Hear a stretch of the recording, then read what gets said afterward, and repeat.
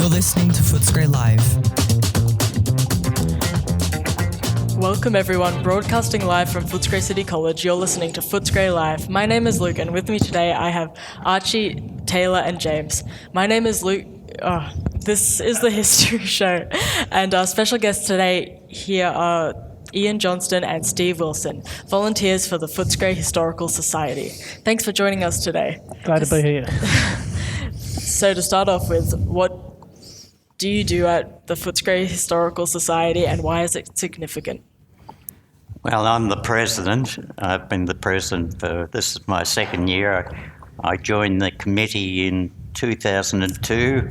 Then I was soon conned into being treasurer, which I was for 9 years. And now I've been president for 2 years. I've been at the society for about 7 years now. I started off as a volunteer, sort of a gopher, you go for that, do this. I became secretary this year, but I spent most of my time doing the database of historical images and books and stuff. At the moment, I'm working on a scanning project of digitising negatives, about 30,000, so I need a lot of volunteers to help us. What's the oldest building in Footscray? Oh, that's a hard one, isn't it, eh? Oh, Ursel would be where we've situated, be one of the oldest. It was built in 1876. Right. But, there's a bluestone building up on Cowper Street, which is probably a bit older, yes, like 1840s or something. Yeah, so James here, guys. I was wondering if there are many young people who volunteer in the society, because being old blokes yourselves, thank you. They're young though. Would you be the typical face of age at the society? Yes, we would. There's a couple of people older than us, and there's a couple of people younger. we've got one. Hayden, he'd only be in his 20s, would he? Yeah. Around, another one, Scott, he'd only be in his 30s. 30s, mid-30s or something like that, Yes. yeah. But generally, most people who work at those places are retired, so they've got the time to do them. Yeah. Ian, you mentioned that you're the president at the Footscray Historical Society. What got you started into, working there? Well, I'm a member of West Footscray Rotary, and the current president at the time, Ron Palmer, who they used to call Mr. Footscray, he conned me into getting on the committee in 2002, and then the current treasurer then saw an opening that I'd be silly enough to take on the job as treasurer, which I did for 9 years. What does the president do in the Footscray Historical Society? Well, I'm probably the face of the society. I've got to be charming to people and go to official functions. You sometimes get invited to the council for functions, and recently we were presented with a 50-year membership of the Royal Historical Society, which some of us attended. I had to accept a framed certificate. And the Royal Historical Society is like the head group, and all the local historical societies are under their umbrella. Do you enjoy working for the Historical Society? Yeah, it's great fun. I mean, I've learned so much history about Footscray, it's unbelievable. I mean, I started off with a local friends group, Friends of Stony Creek, and I was just doing research on the history of the creek. That's how I got into history. And once I started going there, I started learning things, and I said, how do you volunteer? And they said, put your hand up, volunteer, that's how you volunteer, yeah. So it's been great fun, yeah. I was wondering, guys, what do you think is, in your personal opinions, the best part about modern day Footscray? Oh, yeah, I guess the fact that it's coming alive again. Yeah. It's been dead for a number of years. It's just coming alive. I mean, some of the little cafes, restaurants, little music venues around the place. Yeah. It's got a vibe in the air now. Yeah. In 20 years' time, what do you think Footscray would look like? You want to answer that? Well, I think it'll be, because of the multicultural part of the Footscray, it'll become probably more vibrant, and I'm hoping a lot of the old shops around the mall and that will become trendy. I'm sure they will. When I was first married, Footscray was the biggest shopping centre outside the city. And you could get every single thing you wanted. But when a firm called Forges, you've probably heard of, they closed down, that sort of tore the heart out of Footscray. That in High Point. Yeah, in High Point. Yeah. Because the local traders were offered that Myer would put in a big drive-in shopping centre close by to the main part of Footscray, but the local traders knocked it back, so they went to High Point. Well, that was probably their greatest mistake they could have ever made. Now that you guys mentioned, what Footscray could look like 20 years into the future, obviously guys have, been in Footscray and, sort of lived in Footscray for many years and seen many changes. How long have you guys actually, lived in Footscray, or at least, lived around Footscray? Well, I've lived in Footscray since I was a young lad. Probably lived in Footscray as a kid. I went to Geelong Road, but the family moved around like West Footscray, Newport, those sort of places. But generally, Footscray's been my main shopping area to go to, hang out. Go to the bowls and play the pinball machines and go to the local picture theatres there. There was about 3 of them at the time. Used to go to the old Grand and the old Barclay. Yeah, go see some of the big features on the Trocadero. They were independent pictures. Or I did go to La Scala, which was the first Italian cinema outside of the CBD, I believe. That was in the 50s, and we were taken down there by Footscray Tech a couple of times to see films. Like To Kill a Mockingbird was one. I remember quite well. Quite enjoyed it. Yeah. Yeah, I know that currently in Yarraville Village they've got the Sun Theatre, and most of their different cinema rooms are named after all those old cinemas. They've got the Grand, They're the ones. Yeah. Yeah, when I was a young boy, every Saturday you went to the matinees I went to the Sun or the St George's in Yarraville, and we watched movies and serials and every Saturday, and you met all your friends there. And then we'd often go sometimes at night time to other theatres in Footscray itself. Yeah. And that was your main social thing you did in those days. My grandmother and my great-grandmother had permanent seats at St George's Theatre, and they saw every movie that ever went there. Wasn't that the Flea Trap? No, St George's was reasonably upmarket. Not as upmarket as the Sun. You could buy ice blocks at the St George's for a penny, but the Sun, they were tuppence, so you were living high when you went to. That was about 1 cent and 2 cents. What was the very first movie you saw at the Sun Theatre? Heavens. And what's your favourite movie? Well, I remember going to see The King and I there, which was a musical, and with Yul Brynner and Deborah Kerr. And when I went to London, I saw Yul Brynner in it live. So that movie stood out for me.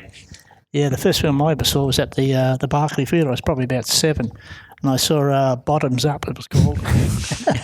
What was that about? That was a bit risque, wasn't it? Jimmy Edwards. It was a comedy, mate. It was about what was that about? It was about some students at the school taking over the school and stopping the teachers from coming back into the school.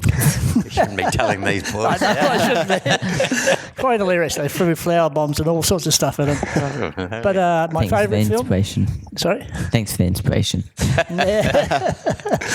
Well, my favourite film is 2001, actually. I've seen that so many times, it's just unbelievable. Yeah. Did that come out in 2001? No. It came out in 1969, I think it was. Wow. Yeah. Yeah. What do you find most interesting about the history of Footscray?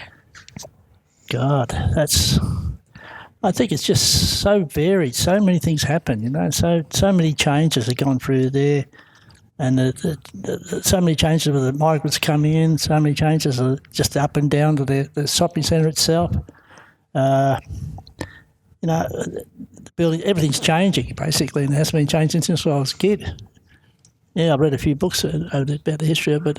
It just, when you see some of the pictures that was there, and later on, some of the buildings had left and gone, but there's new ones coming in all the time. I mean, the big thing at the moment is probably the high rises that are going in there at the moment. Now, they'll overshadow everything, but they'll bring people in there, so who knows? Who knows what's going to happen in 20 years' time? Yeah. Our family had a supermarket in Charles Street, Seddon for 74 years, and I worked there for 45 years, and we saw a lot of changes in. When I was young, it was blue collar working class people. Then the Greeks and the Italians arrived, and Yugoslavs, and then we didn't get many Chinese or Vietnamese down that way. They mainly were in Footscray, but then we call them the uppies moved in, and Footscray changed dramatically. And Seddon's taken off now, hasn't it? Yeah. Now, this is a... oh, yeah, sorry. I was just going to say that I lived up in Charles Street when I was a teenager. I used to go down to his supermarket and see the young Johnson. Get goods off young Mr. Johnson, Mum used to say. So now I'm sure this is a question you've been looking forward to. What's your favourite team and why? Team of what? Oh, team of football. Oh, what else is there? What else is there? What Come other on. team? I'm born and raised Footscray supporter, so yeah. Didn't have a choice, but I picked him anyway, so I don't know if it's a choice. Yeah. Well, I saw their first premiership when I was a boy in 1954, and I saw their 2016, and I've had a membership ticket since 1951. Wow. Sorry, I can't beat that. How long have you been a member for? I am not a member, actually. I just go to the games. Sorry. You ain't a member? I'm a bit of a sci-fi freak, come computer nerd. So yeah. I'm not. I like Footscray, but I'm not a sports freak, as they say. Yeah.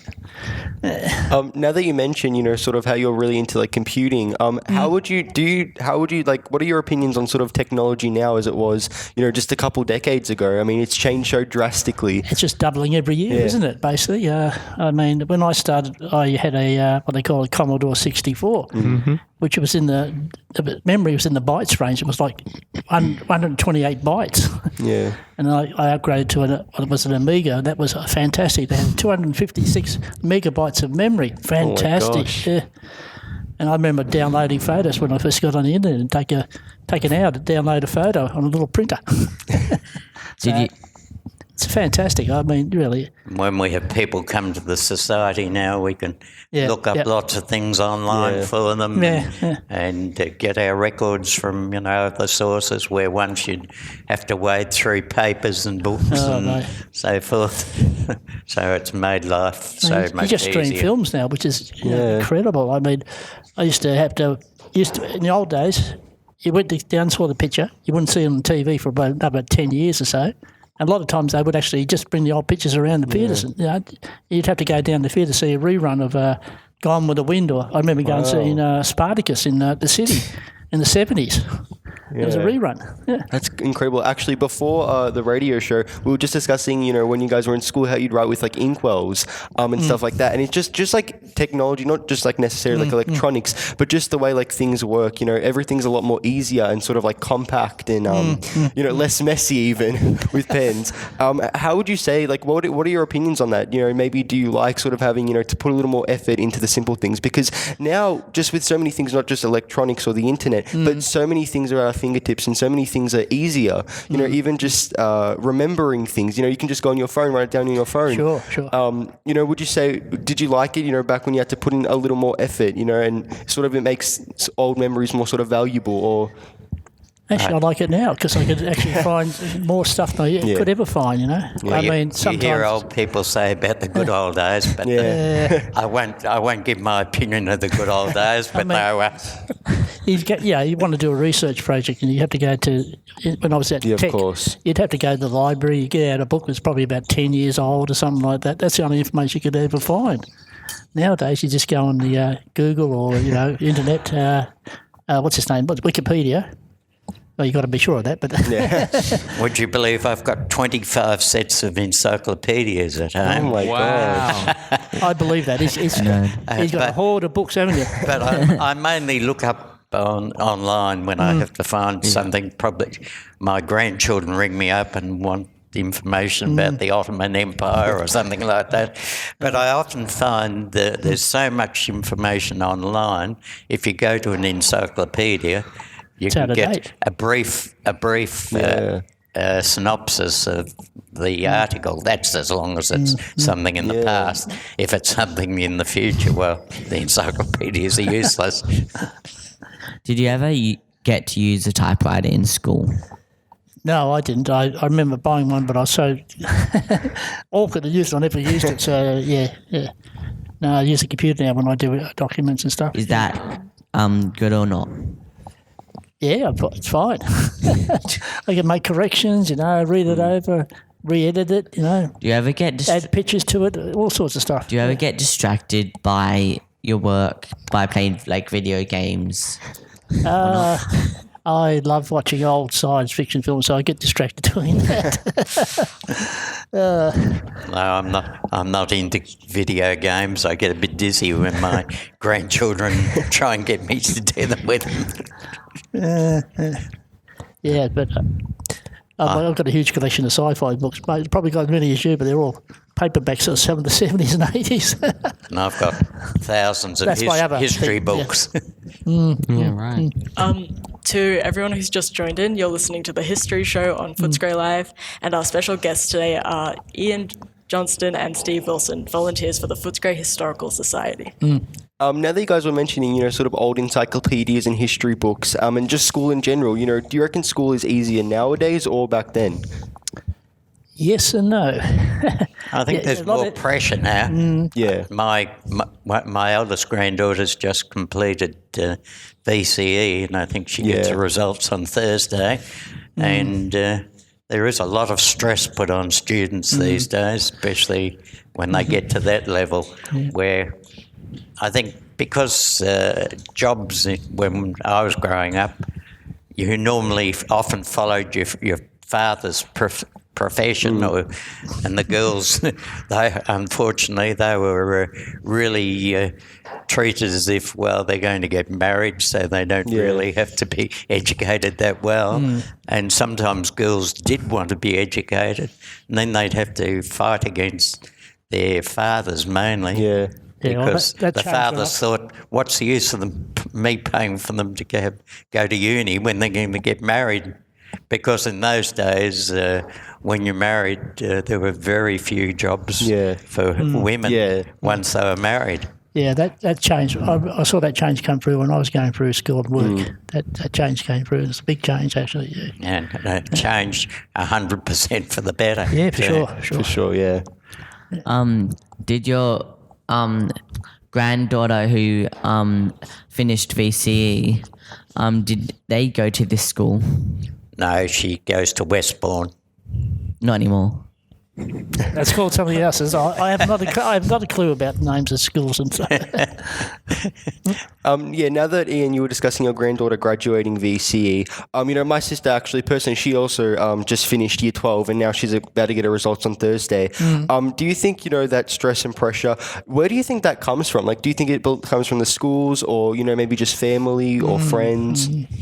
Oh, I think there's a lot of peer pressure. Yeah. I think, there's always been that. I can even remember when I was at school, when I went to Williamstown High and then I went to Essendon Grammar, and when I got there, I was leading the class until I got my last exam, and I only got 37 for it out of 100, so I ended up being third. So 3 or 4 of the other boys went, ha, ha, ha, Sev, you're right, you smarty.